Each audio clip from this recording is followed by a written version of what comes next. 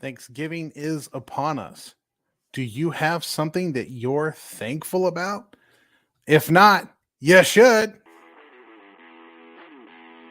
You're listening to the What the Elf Was That podcast, an iconoclastic look at the latest Cleveland Browns news. The What the Elf Was That podcast is part of the Fanatical Elves podcast network, a part of the Fans First Sports Network. Here's your host, Joel Cade. All right, everybody, welcome to another edition of What the Elf Was That? A little bit late coming out on Wednesday, November 22nd today. Had a little technical difficulties yesterday that prevented me from recording. But I'm here now, right? And you can be thankful for that. Thanksgiving time is upon us, and I think there's a lot of things for Browns fans to be thankful for. And today on the show, we are going to review top 10 reasons why I'm thankful this season for this season's Cleveland Browns. But before we get into all that situation, let's talk about the amazing thing the Browns have done in the last 2 weeks. In case you haven't been paying attention, and I think you have been paying attention, the Browns literally just beat the Ravens and the Steelers back to back in the last 2 weeks. So in the real world, that means that team is taking control of the division. In the NFL world, all right, it just means the Ravens are still in first place by a half a game because they have played one more game than the Browns have. So when the bye week hits, the Browns might be able to come into first place in the AFC North. On top of that, I believe the Browns are up there for the number one seed with the recent Kansas City loss. So the Browns are in the thick of all of it right now. Okay, having gone back to back against the Steelers and the Ravens, the Browns have positioned themselves squarely in the middle of the playoff race. And I am extremely thankful for that because I have a son who's decided no matter where the Browns are playing their first playoff game, he's going. So, hey, I'm rooting for something close like Indianapolis or something so I can make a quick drive. But he's decided no matter where that playoff game is, he's going to go play it, go to that playoff game. So I am thankful that the Browns are in the thick of the playoff race. But let's talk about this Steelers game for a second. What happened in the Steelers game? So in case you guys didn't watch, which I'm sure you did, the Browns squeaked out a victory in that late victory against the Pittsburgh Steelers. The Steelers, of course, went on to fire Matt Canada, their offensive coordinator. If you're on Twitter at all, you get to hear all those Steeler morons talking about, the fans on Twitter, right? Talking about how this game was the Browns Super Bowl or some crap and how all this goes down. But have you seen the way the Steelers fans are celebrating the firing of their offensive coordinator? That is their Super Bowl. That is what they had to be thankful for, is that they fired a coach. Now, as Browns fans, we've been there before, right? We've seen just how awesome it is to fire a coach because you think, oh, the next guy is going to be better. When in fact, the issue really isn't with the coaches themselves. The issue is generally always with the front office. But in Pittsburgh's situation, maybe firing their coach is going to somehow make Kenny Pickett's hands bigger or help him to see the ball field, maybe actually throw the ball accurately. Maybe it'll help him to read defenses. I don't know. Maybe they'll have a different coach that'll help him be more than what he is as a quarterback. I mean, clearly Aditi Kikabwala thinks that coaching makes a big deal when it comes to quarterback play. So now they need to go out and find themselves a quarterback coach. And honestly, I don't care. But speaking of quarterback coaches and quarterback play, did you guys see DTR throwing the ball around? Now, you're going to say, oh, he threw the ball short and the Steelers picked up on it. Yes, that was what was happened. When you watch the game, the Browns had to go away from the wide open, throw the ball all over the yard with Deshaun Watson offense, which is the most effective way to win in the NFL, which is why no matter how good DTR is, Deshaun Watson is still your quarterback. Okay, let's not pretend that something else is happening.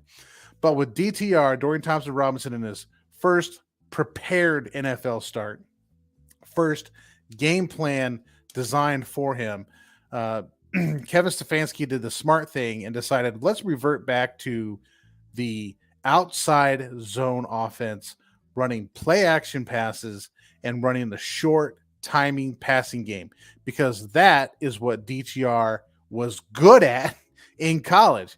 That's what the offense needs, and that's what he was good at when he was at UCLA. So Kevin Stefanski, by the way, who should be in the Coach of the Year running, and piss on all those people that think they should fire him, and piss on all those people who hold up Denny's menus and all that stuff. Okay, Kevin Stefanski is doing a masterful job of coaching. Masterful. Got PJ Walker off the street and won 2 or 3 games with the guy. Made him look like a real NFL quarterback. You've got Dorian Thompson-Robinson in his second NFL start, which is legitimately his first prepared start. Leads the team to a victory. Admittedly, they scored 13 points. Pittsburgh still does have a good defense, even though they have the dirtiest player in the NFL. Well, I don't know if the dirtiest player in the NFL, because I believe it's Kareem Jackson out there and Denver's making a hard run for that situation. But we've all seen the dirty pictures of TJ Watt tackling Joel Bitonio, taking a wrestling leg takedown. That dirty player he is. He's probably upset, honestly, that like the Steelers weren't able to flush DTR to his side so he could chase him down and get a cheap sack. And because he wasn't getting cheap sacks, he's pretty upset, so he had to go hurt somebody. But again, I digress onto the Steelers and the way they play football. So DTR came out and did exactly what you needed him to do in a start. He handed the football off. He threw short, quick timing passings, had very simple reads, and was effective in moving the offense until the Steelers figured out, hey, this is what's going on. How it took them that long to figure out this was going on is absolutely beyond me, but this is why the Steelers are where they are right now. When the Steelers figured that out, the Browns offense pretty much got shut down. However, you got to the end of the game, needed a field goal. Then all of a sudden, DTR starts throwing the ball down the field. Now, admittedly, the Steelers are playing back. They're playing a little off, leaving the middle of the field open, which is where DTR is hitting them. But here's what I was impressed with. I thought the knock coming out on DTR out of college was the fact he had a weak throwing arm. But if you look at him throw the ball, he does not have a weak throwing arm. That guy can throw the ball. So after watching that game, I'm asking myself, why didn't he go earlier in the NFL draft? And that's something I need to look up. What was the knock on him that he didn't go earlier in the draft? Because he's smart, he seems to make good decisions, and he has a strong arm. So what are we dealing with? Maybe that's a topic of a future podcast when I figure out what's wrong with DTR. I mean, because I haven't found it yet. The first start was not real good. He's had some he had some looked like a pretty weak throwing arm in the first start. Maybe because he's not throwing the rainbow ball. His arm strength is kind of hidden a little bit. Maybe he's throwing those darts. I don't know. But hey, he threw the ball with some accuracy downfield, took the team down the field, helped out by some Kareem Hunt angry runs, some David Njoku angry runs, and ended up putting the team into position to kick that field goal. Wins the game. DTR is the hero, right?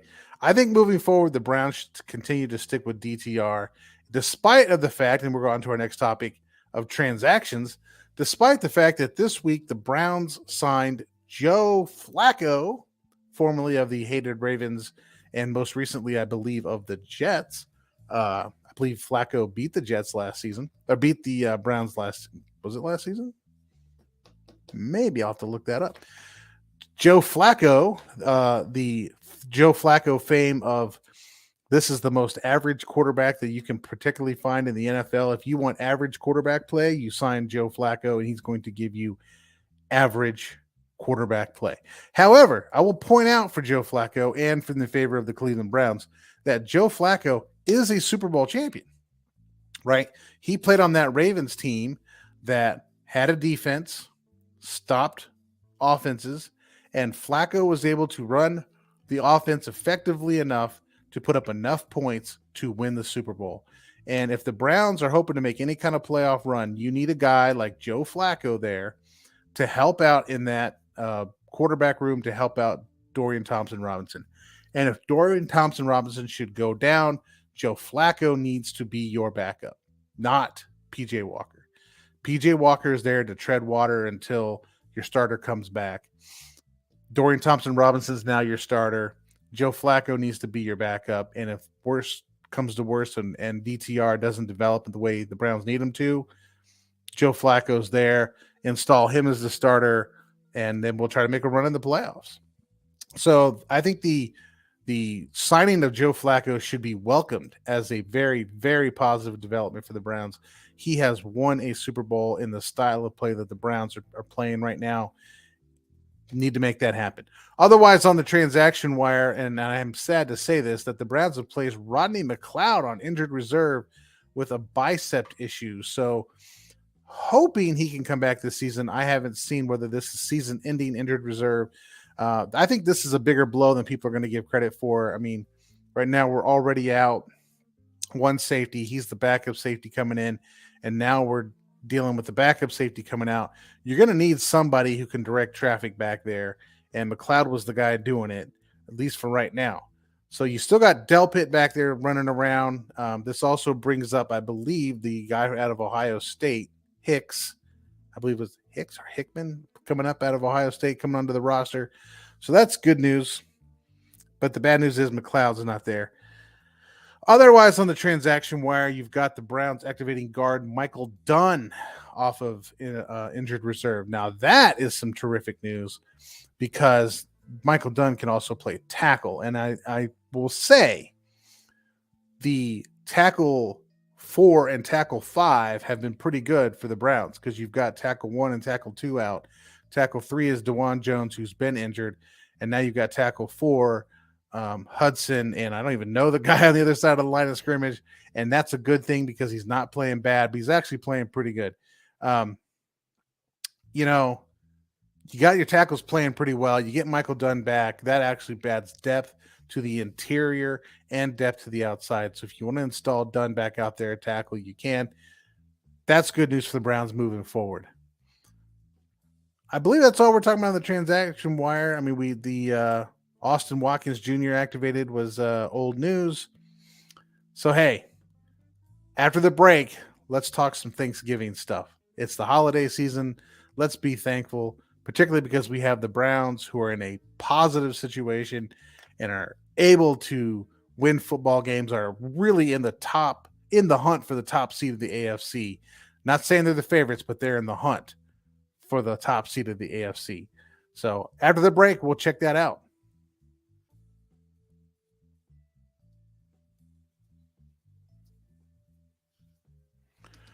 All right, ladies and gentlemen, we're back. Special holiday edition of What the Elf Was That? We're going to talk about the top 10 reasons to be thankful for this year's Brown season. Okay.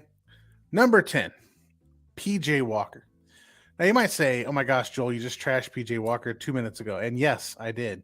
But I am thankful that PJ Walker could come in, hold down the fort, have a winning record while Deshaun Watson was trying to figure his stuff out from getting injured, getting healthy.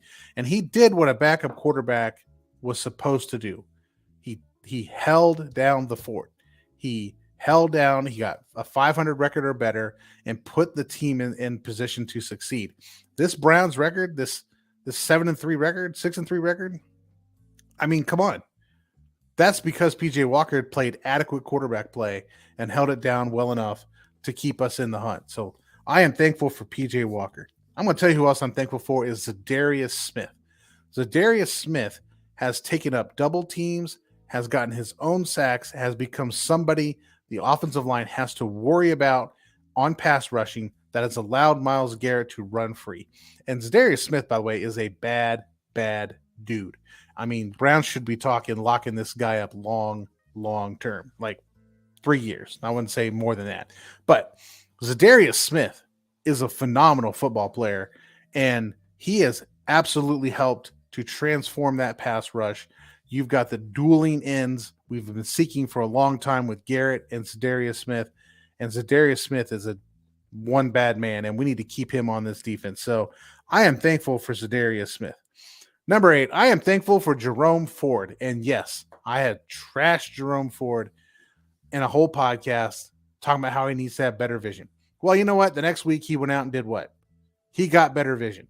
He started to see holes, started running through holes, got out of that junior high, 5th grade, 6th grade mentality where I'm going to take everything to the sideline and try to run it up the field, has figured out that 4 yards positive is better than 4 yards negative. And now he runs up the field. Although I think he disappeared. I mean, I want to make sure he's not on the injury report coming out today, because he kind of just like disappeared during that Pittsburgh game. And by disappeared, I don't mean like he didn't run very well. I mean, I don't think he was on the field.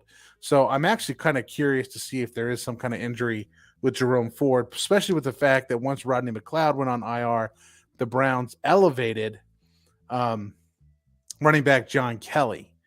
So I'm wondering if there's something going on with Ford, given that Kelly's coming up onto the active.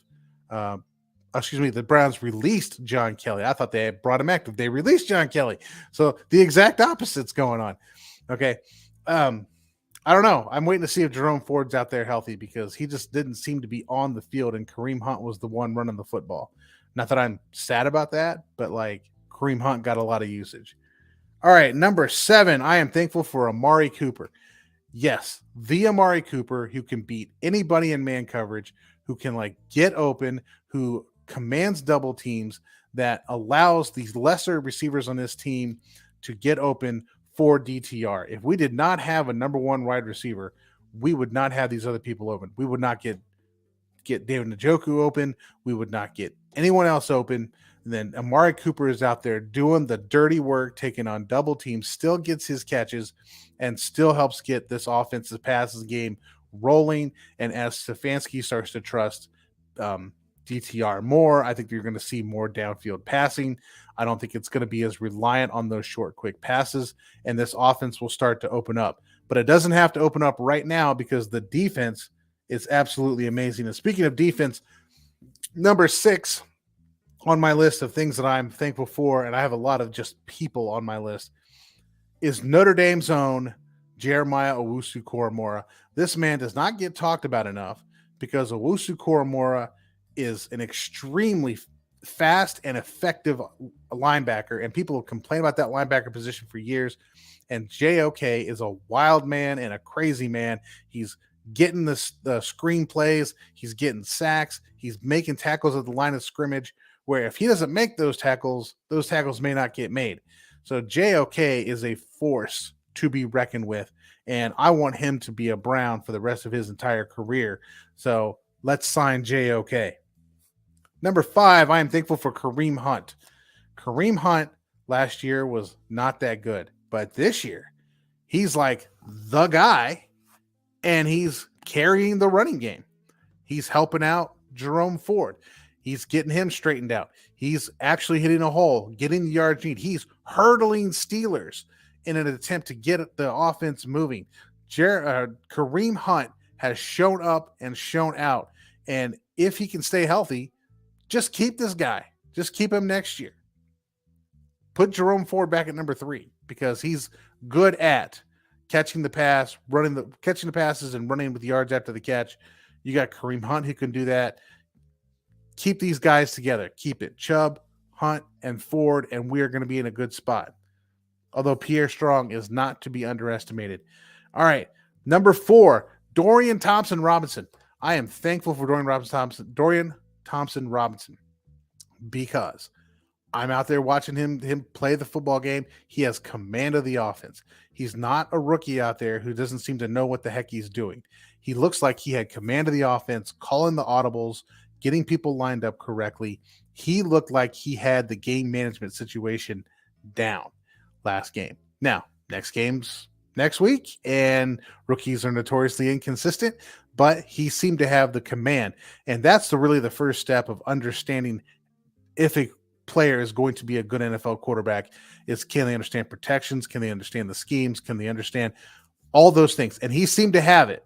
Now, as the scheme gets more complex and you throw more at him, you put in the longer downfield passing game, is it going to be that in command, right? And so if the Browns come out next week at Mile High Stadium, he's going to have to also expand his repertoire, or the Broncos are going to zone in on the same thing the Steelers zoned in on. But I am thankful for DTR, because I am a believer in DTR. And you throw Joe Flacco in that quarterback room, that's only going to help him progress. I am excited about the future for DTR. Number 3, I am excited, jacked out the tilt for Myles Garrett. Myles Garrett, I was telling all offseason, for those of you who listen, that Myles Garrett is going to need to figure his crap out or he's not going to last in the Jim Schwartz defense. And Myles Garrett has figured his crap out, right? He plays with technique. He understands what offenses are trying to do to him now, as opposed to, I'm going to run in the backfield and create chaos. He understands when to create chaos, when not to create chaos. He plays within his scheme. The scheme is setting him up for success, and he is being successful. And on top of that, what a lot of people don't see is there are times that Myles Garrett is playing the role of taking up 2 or 3 blockers, so someone like Shelby Harris or Jordan Elliott or Maurice Hurst can go in and make a play, or Zadarius Smith off the other side can make a play. He's playing the decoy route, because once he plays the decoy route 2 or 3 times, that's going to help him get his own spots open. So Myles Garrett is becoming a team player. We don't listen to him, I'm looking for this award, that award, I'm looking to try to get this and that. That me-self person that we had last season seems to have been replaced by a team player in Myles Garrett, and that is truly something to be thankful for, because we are going to get to watch probably the greatest defensive end to ever play in the NFL for the next few seasons in Cleveland, right? Myles Garrett is a Brown. He's going to be a Brown, and I'm telling you, if he plays like he's playing now, he will be possibly the greatest NFL defensive end to ever play the NFL, ever to play in the NFL. He may have the stats for it. He may not have the stats for it, but technique-wise, quality of play, the ability to disrupt when you're designed to disrupt and not designed to disrupt, he will surpass everyone in the NFL. The question is, will he have the stats? I'm guessing he will, but he will be technically the best defensive end probably to play in the NFL. Number 2 on my list, Coach Kevin Stefanski. And for all you fire Stefanski people, just go suck it, man. Kevin Stefanski is possibly the best coach in the NFL right now. He has done more with less than anyone in the NFL over the last 4 or 5 seasons he's been around, since 2020. Okay, Kevin Stefanski's take teams that have no business winning games.